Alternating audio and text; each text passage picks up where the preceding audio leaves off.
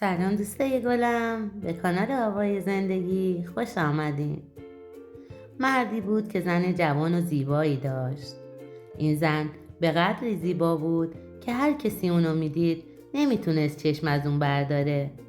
قد بلند و اندامی زیبا، صورتی زیبا با چشمانی درشت و لبخندی ملیح که زیبایی اونو صد چندان میکرد. اون مرد صاحب کاری داشت که با هم صمیمی بودن و رفت و آمد داشتن. هر موقع صاحب کار به خونه اونا می اومد کلی با منیره گرم می گرفت و حرف می زد. مدتی که گذشت و رابطشون صمیمی تر شده بود، صاحب کار به منیره علاقه‌مند شد. یک دل نه صد دل عاشق و دل باخته منیره شده بود. هر طوری فکر میکرد نمیتونست که چطوری میتونه با منیره ارتباط داشته باشه و موضوع رو باهاش در میون بذاره، مگر اینکه بیشتر از این با اون مرد صمیمی بشه و رفاقت داشته باشه. تصمیم گرفت که این رفت و آمدهای چند ساعته رو بیشتر کنه تا بلکه بتونه از این راه به منیره دسترسی داشته باشه. به خاطر همین یه روز به شوهر منیره گفت یه نهار به ما نمیدی؟ شوهر منیره علی چون باهاش رو در وایسی داشت گفت ای بابا، نهار چه قابلی داره؟ هر روزی که شما بفرمایین ما در خدمتیم. صاحب کار به علی گفت پس من فردا ظهر نهار مزاحمتون میشم.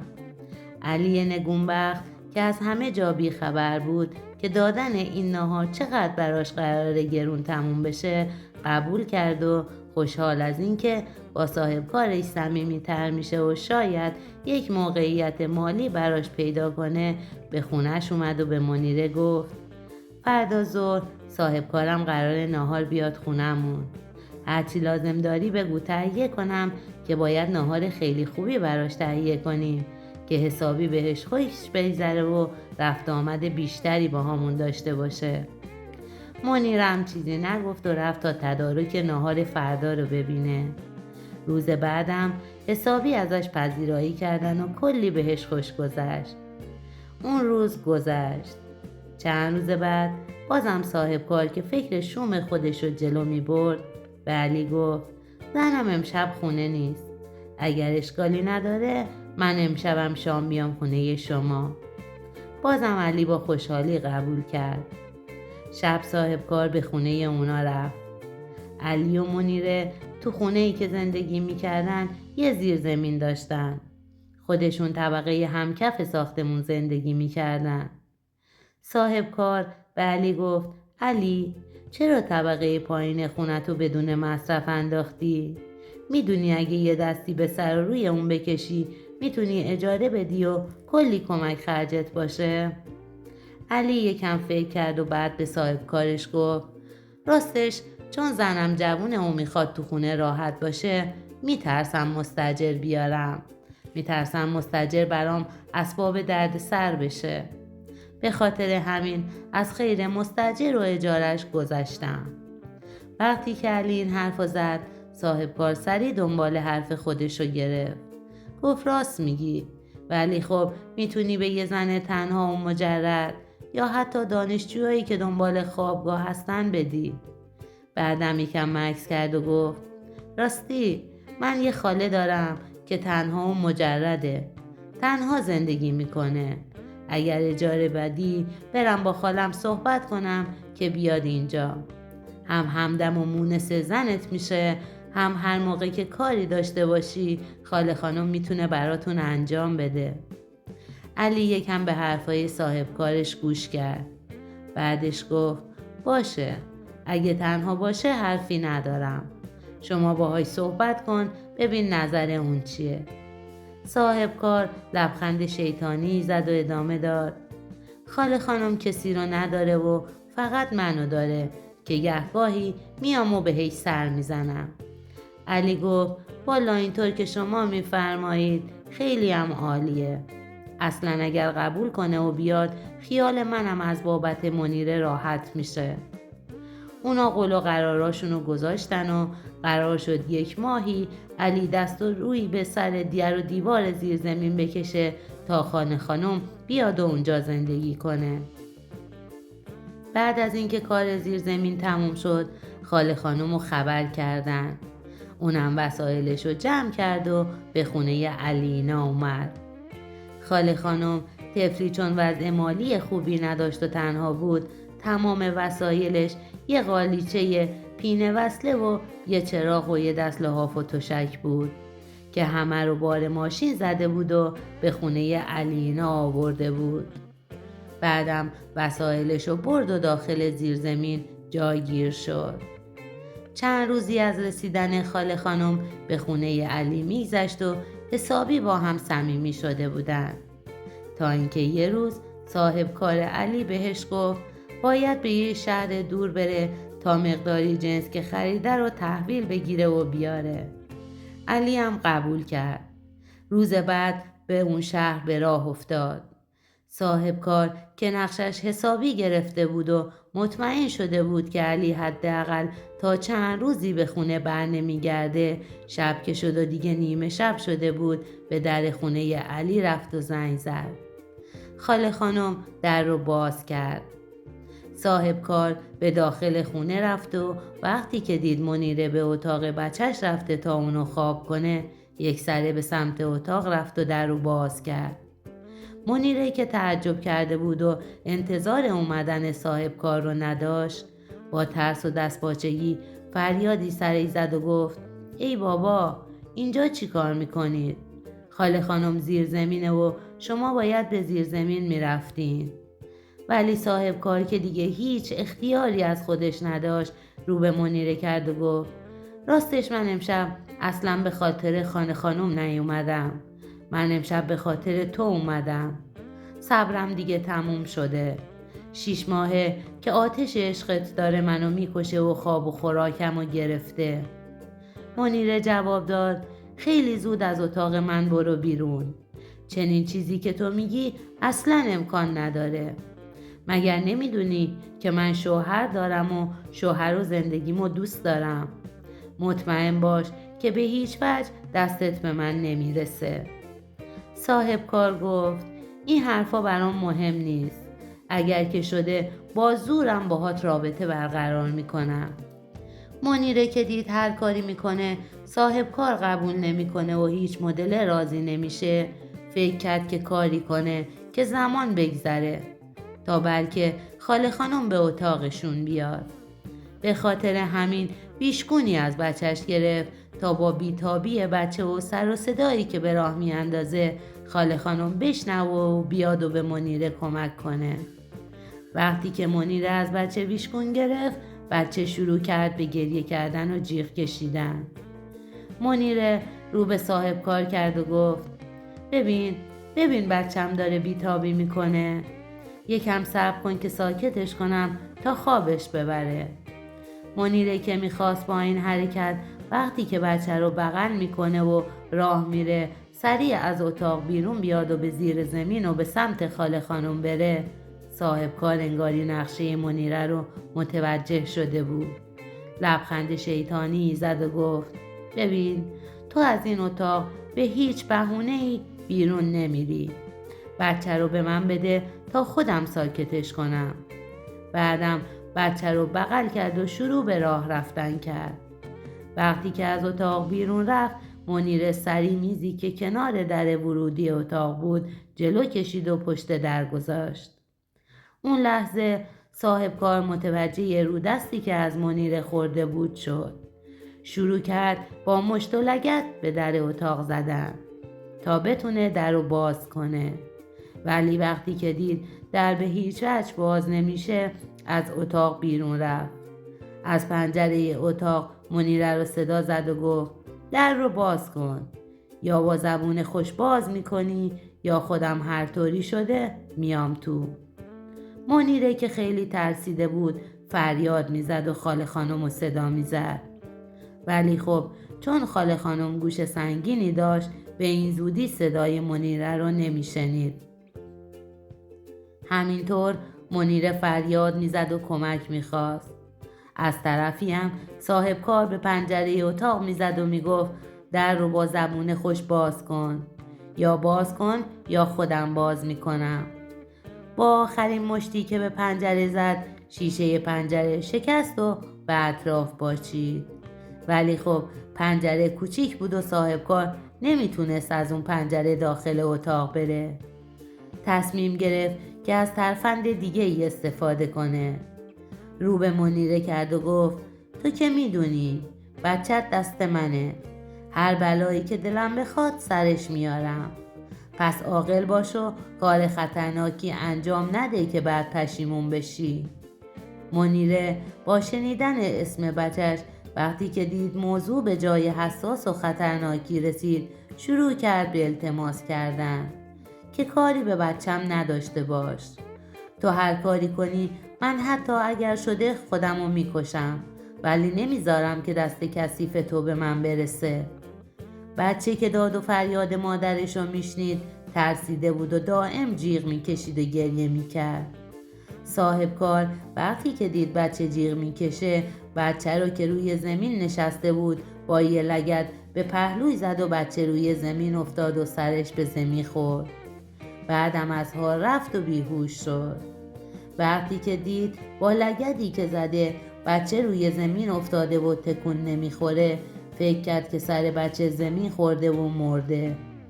خواست بره که دوباره پیش خودش فکر کرد که آخرین تلاش خودش رو بکنه. دوباره شروع کرد که بلکه با تلاش بتونه هر طوری شده از اون پنجره به داخل اتاق بره. با زور سرش رو از لای پنجره به داخل اتاق برد و دیگه نیمی از سر و گردنش لای پنجره گیر کرده بود. بقیه تنش بیرون مونده بود. یکم که تلاش کرد که خودش رو به داخل ببره، وقتی که دید نمیشه خواست دوباره بیرون بکشه که دید سر و گردنش لای پنجره گیر کرده و نه بیرون میاد و نه به داخل میره. منیره که دید الان بهترین فرصت برای نجات خودش و بچشه با گلدونی که روی میزش بود محکم کوبید به سر صاحبکار و سر شکاف عمیقی خورد و خون به در و دیوار پاشید. بعد از چند دقیقه منیره دید خون زیادی از سرش رفته و دیگه نفس نمیکشه. منیره تو این اوضاع گیر کرده بود. از طرفی هم علی که کاری زودتر از زمانی که صاحب کار در نظر گرفته بود تموم شده بود تصمیم گرفت که زودتر به شهر و خونش برگرده. به خاطر همین به راه افتاده بود و دیگه نزدیکای صبح بود که صاحب کار جون خودش رو از دست داده بود و منیره تو اون اوضاع علی به خونه رسید. علی چون لباساشو عوض کرده بود فراموش کرده بود که دست کلیدشو با خودش ببره. وقتی که رسید هرچی زنگ زد کسی درو باز نکرد. وقتی که دید کسی درو باز نمیکنه نگران حال منیره و بچه شد. رفت در خونه همسایه‌شون رو زد. وقتی که همسایه اومد دم در موضوع رو براش تعریف کرد که من یه سفر کاری رفتم و فراموش کردم دست کلیدم رو با خودم ببرم. حالا که برگشتم هرچی زنگ میزنم کسی درو باز نمیکنه. به خاطر همین نگران شدم و مزاحم شما شدم. اگر امکان داره و اشکالی نداره من از پشت بوم شما برم روی پشت بوم خونمون تا بتونم وارد بشم. همسایه به علی اجازه داد و علی وارد حیاط خونه همسایه شد و بعدم به بالای پشت بوم خونش رفت. وقتی که به پشت بوم رسید از اون بالا توی حیاط و راهروی خونش رو نگاه کرد. همینطور که دلا شده بود و حیاط رو نگاه میکرد دید یه مرد که چهرهش معلوم نیست، فقط نصف تنش از پنجره اتاق بیرون و بچه‌شم بیهوش روی زمین افتاده. با ترس و نگرانی سعی کرد که در پشت بوم خونش رو باز کنه. یکم که لگد زد بالاخره لولای در پشت بوم شکست و در باز شد. علی سریع و با دست پاچگی از پله ها پایین رفت. وقتی که به حیاط خونش رسید دید که اون نیمه تنی که از پنجره بیرونه صاحب کارشه. سرشو به پنجره گذاشت. داخل اتاق رو نگاه کرد. منیره بیهوش وسط اتاق افتاده بود. علی که این صحنه رو دید اصلا نمیدونست چه اتفاقی افتاده. فقط داد و فریاد میکرد و خاله خانم رو صدا میکرد. ولی خب هیچ فایده ای نداشت، چون خاله خانم سمعکش رو در آورده بود و تو خواب عمیقی فرو رفته بود. اون همسایه که علی از پشت بوم خونشون به خونه خودش اومده بود، وقتی که داد و فریاد علی رو شنید اومد پشت در خونشون و علی رو صدا کرد. علی به هر زحمتی بود اومد و در رو باز کرد. علی فقط صحنه رو نشون میداد و زبونش بند اومده بود. اصلاً هیچ حرفی نمیزد. همسایه ها که با سر و صدا کم کم و یکی یکی به کوچه و به خونه علی اومده بودن وارد حیاط شدن و هر طوری بود و با هر زور و زحمتی بود در اتاق رو باز کردن و با تلاش زیاد تونستن منیره رو به هوش بیارن. وقتی که منیره نیمه هوشیار شده بود علی ازش پرسید چه اتفاقی افتاده. منیرم تمام ماجرا رو براش تعریف کرد.